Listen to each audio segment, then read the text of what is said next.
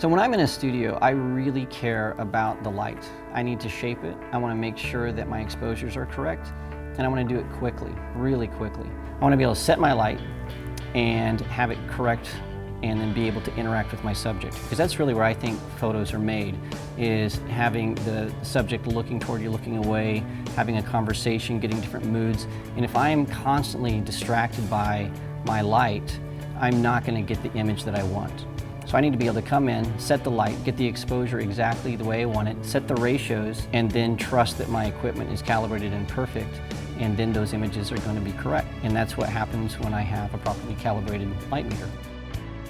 This lighting setup, I use speed lights. In fact, I use 4 speed lights. The first was our key light, and I used a small softbox with an egg crate to make sure I got nice soft light on our model's face without getting any spill onto the back wall, which was a white wall.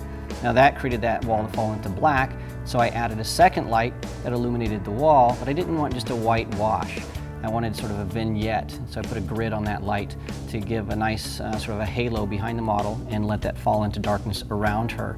But I also wanted to really separate her hair from the wall as well, so I put another speed light with the snoot on her hair, and that just gives us a traditional separation light on her hair, and the snoot made sure that no light spilled into the lens, giving us lens flare. And the last thing I wanted to do was to really chisel her cheekbone and contrast that soft light from the softbox. So I used a 4th speed light with a grid, and it was just hard light coming in and really highlighting that cheekbone. So we got this nice shape that gave us depth, and I really liked the results we got.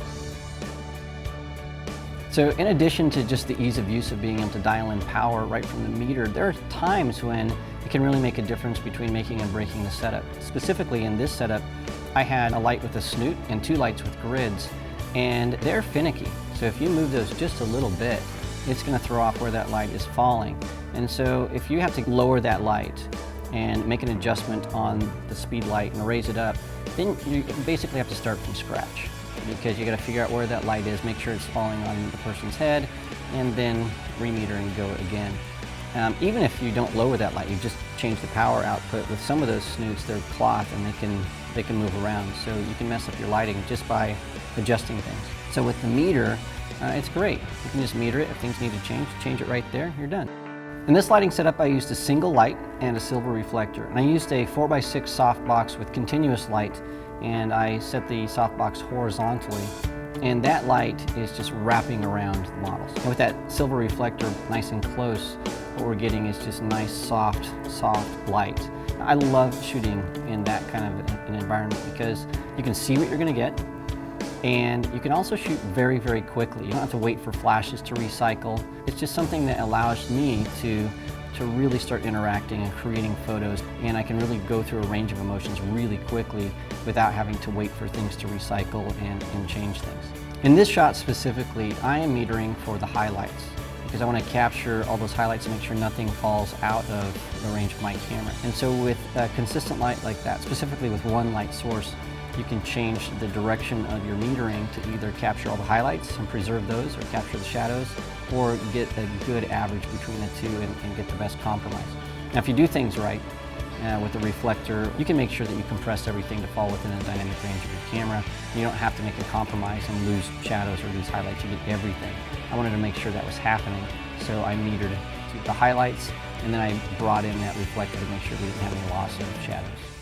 And so this is something that was a happy accident, and I shot straight into that light. And because of exactly where the model was, bridging the gap between softbox and seamless paper, it gave us a nice, perfect, even transition. So you can't tell where the seamless paper reflection starts and where just the overexposed light coming straight into the lens starts. I wanted to get a look that looked like ambient, natural sunlight, where that strong background light was maybe the sun, and then I was just filling with the beauty dish. And that's really what I was going for, to have really strong backlight that was beautiful, and then pop in some light with the beauty dish to make it look not like we were in a studio.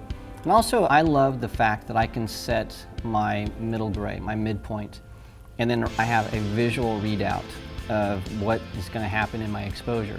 So as I'm taking different readings to see if something is overexposed or underexposed, if I'm metering for my shadows or my highlights, I can see visually if that is going to be within my camera's capability.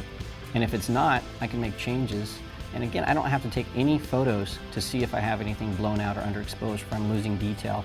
I can see right on the scale that I have everything that I need.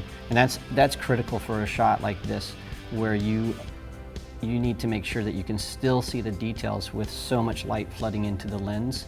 And I could see it before I took a picture that we're going to be safe. So Muhammad Ali has a quote that I love.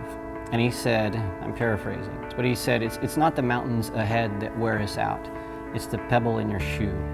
And I think that is absolutely applicable to photography. Photography is no different than becoming a master chef or a Major League Baseball player. You have to practice your craft consistently, over and over, and you're going to become a better photographer.